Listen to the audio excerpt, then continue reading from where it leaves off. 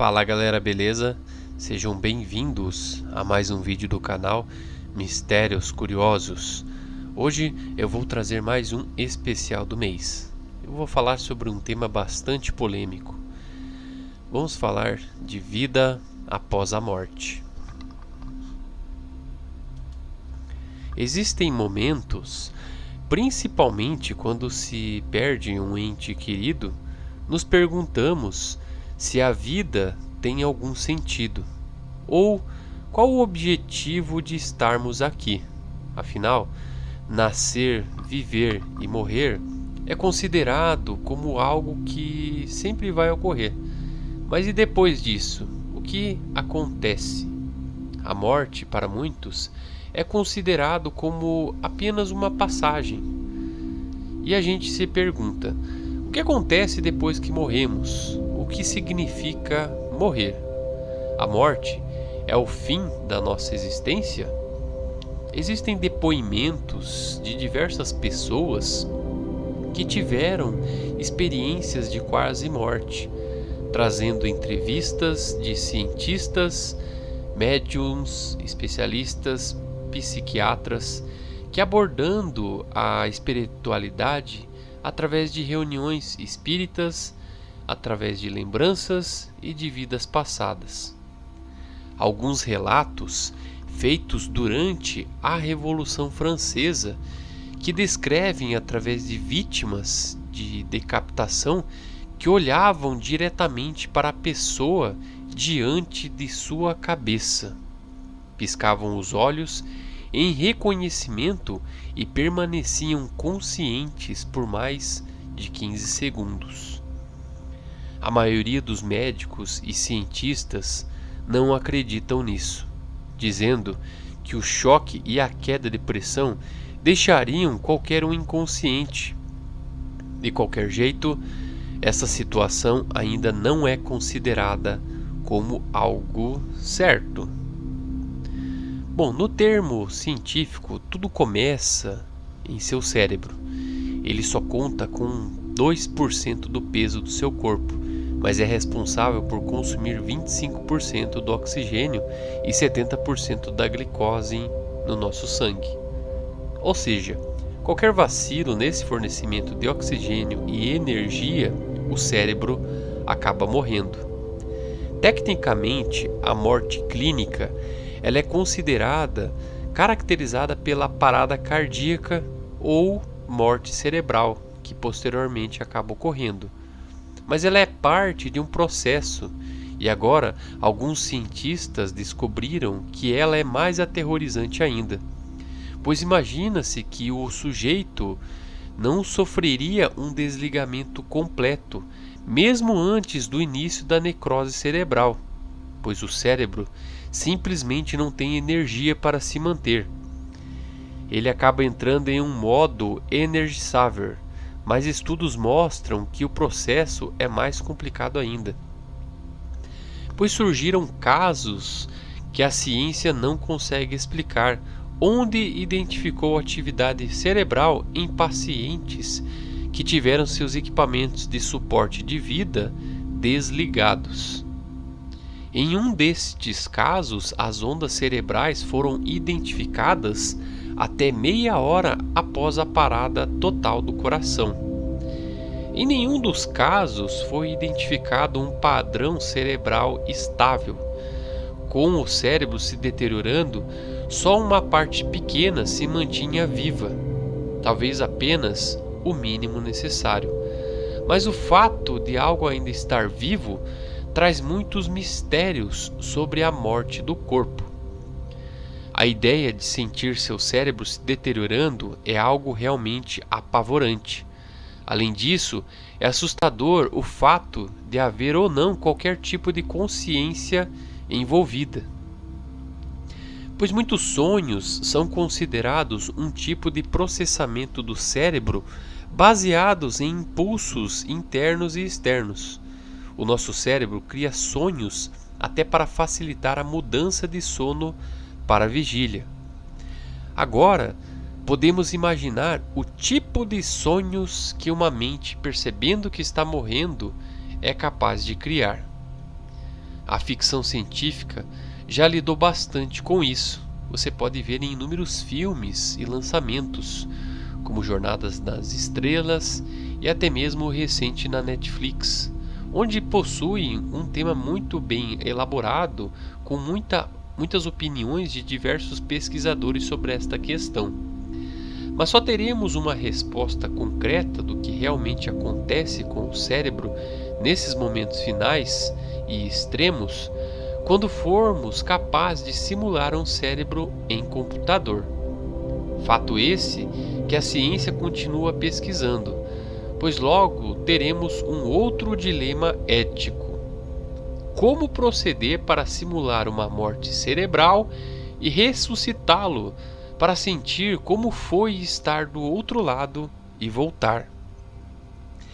As expressões vida após a morte, além túmulo, pós-vida, ultravida e outro mundo referem-se à continuidade da alma, espírito ou até mesmo a mente de um ser após a morte física. Os principais pontos de vista sobre o além provêm da religião, pois vários pontos de vista, principalmente populares, acreditam, na continuidade, onde a morte seria somente uma passagem, e que frequentemente poderíamos tomar lugar num suposto reino espiritual ou até mesmo algo imaterial. Acredita-se que pessoas falecidas geralmente vão para um lugar diferente que muitos chamam de céu, inferno ou purgatório. Isso depende muito de cada contexto religioso. Geralmente, o local para onde se vai é determinado por suas ações em vida.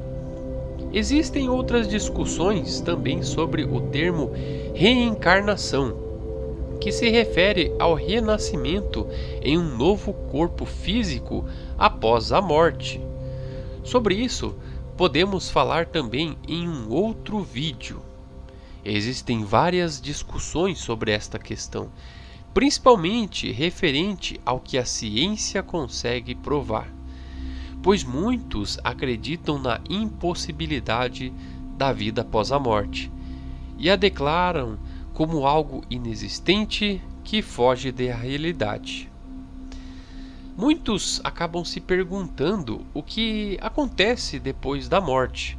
Alguns acreditam que deixamos de existir, enquanto outras pessoas acreditam no céu e no inferno. No contexto religioso, quando morremos, o nosso espírito e corpo se separam. Mesmo que nosso corpo morra, o nosso espírito, que é a essência de quem somos, continua. Ou seja, o nosso espírito vai para o mundo espiritual, que está dividido entre o paraíso e a prisão espiritual. Para aqueles espíritos que viveram uma vida digna, o paraíso é um lugar de repouso. Os familiares que faleceram antes de nós estarão lá nos esperando. O mundo espiritual ele é considerado um lugar de espera, até recebermos o dom da ressurreição, quando nosso espírito será reunido em um novo corpo. A morte não é um fato pontual. Na verdade, não existe uma definição única de morte. Não é a mesma coisa de estar legalmente morto para ser enterrado e ser dado como morto para que seus órgãos sejam transplantados. Mas aqui vamos tratar do processo biológico que chamamos de morte e do que ocorre depois que ele acontece. Então, nesse momento, vamos definir o que a ciência nos ensina até hoje. A morte, ela é um processo que acontece quando deixamos de respirar. Os nossos órgãos param de funcionar, o sangue não flui mais e, consequentemente, interrompe-se a atividade cerebral. Quando tudo isso ocorre, morremos e não há mais volta. Mesmo no momento em que se dá a morte no corpo, continuam existindo milhões de micro-organismos, sem os quais nós não poderíamos sobreviver. Entre eles estão justamente os que me ajudaram a digerir o alimento. Eles ficam no estômago. E os que habitam a nossa pele. Esses micro-organismos até o momento não morreram, pois eles continuam ativos, continuam digerindo e se reproduzindo. Enquanto respiramos antes de morrer, consumimos oxigênio para as bactérias, para que elas metabolizem o que se come e ajudam a assimilar os nutrientes. Agora, com a morte do corpo, as bactérias mesmo assim continuam vivas e elas ainda estão metabolizando e liberando gases. Esses gases que as bactérias produzem vão se acumulando dentro do cadáver e serão expelidas pelos orifícios do corpo. Esta é a primeira fase depois da morte. O corpo, ele se deforma pela acumulação de gases produzidos pelas bactérias, inchando e se tornando irreconhecível. A partir do momento em que se deixa de respirar, o corpo vai se preparando para exalar um cheiro diferente. Isso é referente à ação das bactérias, as quais liberam um aroma que conhecemos como cheiro de defunto, imediatamente depois de morrer. As primeiras moscas notam o aroma de decomposição. Não são as moscas comuns, são moscas de rapina, pois são insetos brilhantes, pois chamam de varejeiras da carne. Têm uma cor azul ou até mesmo um verde metálico, e são mais gordinhas do que as normais, pois vemos muitas habitualmente em casa. Essas moscas podem chegar em questão de minutos até os cadáveres, e lá depositam seus ovos, que geralmente nos orifícios e cavidades, porque se pusessem em superfícies elas poderiam secar. E desses ovos nascem as larvas, que parecem vermes, mas não são. São larvas de moscas. Daí vem o termo cadáver, que significa datar a carne com os vermes. As larvas começam a comer o cadáver, comem todo o tecido mole, tão vorazmente que literalmente podem deixar um corpo no osso em poucos dias. E se fizer calor e houver boas condições ambientais para elas, em 2 semanas deixam um cadáver limpo. Por isso, o ciclo é muito rápido e muito curto ao mesmo tempo. Em 1 ou 2 semanas, podem fechar o ciclo e ir embora. O que temos dentro do corpo após a morte é um autêntico ecossistema que funciona de maneira totalmente independente do lugar onde tenha ocorrido o falecimento. Se as condições forem ideais, produz-se toda essa sucessão de fases ecológicas. Existem algumas culturas que, para evitar que tudo isso ocorra, ou seja, que venham os insetos e comam, os humanos, no passado historicamente, desidratavam os tecidos e mumificavam os cadáveres. Em nossa cultura, eles são enterrados. Já em outras, eles são incinerados.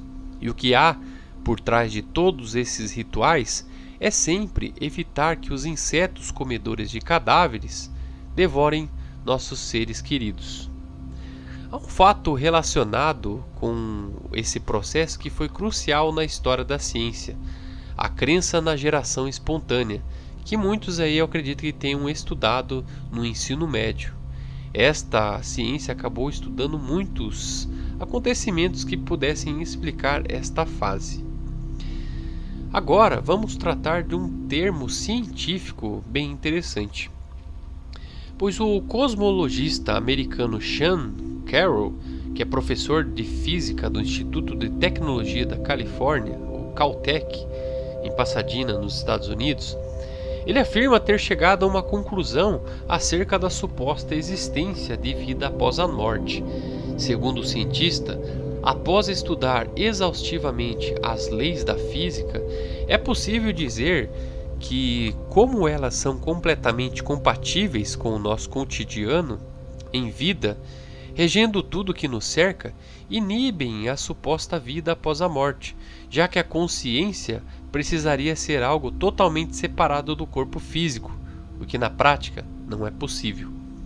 Em vez disso, a consciência em seu nível mais básico, segundo a física, é uma série de átomos que compõem a nossa mente. Sean Carroll, ele lembra que as leis do universo não permitem que essas partículas operem de forma independente após a morte. Afirmar que alguma forma de consciência persiste depois que o corpo morre e os átomos decaem enfrenta um enorme obstáculo, pois as leis da física relativas à vida cotidiana são completamente compreendidas e não permitem de forma alguma que informações armazenadas em nosso cérebro físico se mantenham depois que morremos. Para chegar a esta constatação, o cientista Carroll ele usou a teoria quântica de campos, chamada QFT. Em termos simples, a QFT pressupõe um conjunto de ideias e lógicas matemáticas que fornecem argumentos quânticos para a existência das diferentes partículas do universo. Por exemplo, todos os fótons, componentes básicos da luz, e os elétrons precisam seguir certos parâmetros para dizermos que eles existem. O cientista americano explica que se a vida continuasse de forma alguma após a morte, testes que usam a teoria quântica de campos teriam revelado partículas espirituais e forças espirituais relacionadas com o pós-vida. Se realmente não existe nada além de átomos e forças conhecidas, claramente não há como a alma sobreviver à morte. Acreditar na vida após a morte, como dizer o mínimo, requer uma física diferente do modelo padrão. Mais importante, precisamos que essa nova física tenha uma forma de interagir com os átomos existentes hoje. Dentro do QFT, não pode haver uma nova coleção de partículas espirituais e forças espirituais que interajam com nossos átomos regulares, porque seriam detectados em experimentos. Apesar de reconhecer a importância científica dessa afirmação, o professor da Caltech ele lembra que, além de ajudar a entender melhor o funcionamento da consciência humana, não há razão para sermos agnósticos sobre ideias que são drasticamente incompatíveis com tudo que sabemos sobre a ciência moderna. Bom, existem dois tipos de opiniões que eu tentei trazer aqui no canal, fundamentalmente diferentes, sobre a vida após a morte, que é a opinião empírica, baseada em supostas observações, e a opinião religiosa, que é baseada na fé. Eu trouxe as duas aqui para que vocês pudessem ter uma opinião concreta. O primeiro tipo baseia-se em supostas observações feitas por humanos ou instrumentos, como um rádio, um gravador, ou até mesmo usando a psicofonia. Tais supostas observações elas são feitas a partir de pesquisas de reencarnação, experiências de quase-morte, experiências extracorporais, projeção astral, psicofonia e mediunidade. São várias formas de fotografias e que acabam justamente trazendo investigação acadêmica sobre tais fenômenos e podem ser dividida, a grosso modo, nessas categorias, que é a pesquisa física, que geralmente se concentra no estudo de caso, entrevistas e relatórios de campo, enquanto a parapsicologia científica ela está relacionada estritamente à pesquisa em laboratório. Já o segundo tipo, que se baseia na forma de fé, ela é usualmente utilizada através das histórias que são contadas pelos ancestrais em livros religiosos como a Bíblia, o Alcorão, entre outros. E você, acredita que estamos aqui só de passagem? Gostaria muito de saber a sua opinião sobre este tema. Porém, uma coisa é certa em nossas vidas: algum dia iremos morrer e sanaremos esta dúvida, se vamos passar daqui para um lugar melhor. Bom, gente, este foi o vídeo de hoje. Espero que vocês tenham gostado. Se você gostou deste vídeo, clique em gostei. Se você tem alguma opinião sobre este tema, pode deixar nos comentários, que na medida do possível estarei respondendo a todos. Queria deixar também aqui para que vocês Sigam os canais Criadores do Terror, que eu sempre deixo o link na descrição. E também, se você puder nos ajudar com a nossa campanha do Apoia-se. E lembrando também, se você tem sugestões de tema que gostaria que eu falasse aqui no canal, deixe os comentários também, que na medida do possível estarei respondendo a todos. Mais uma vez, obrigado e até o próximo vídeo, galera. Valeu!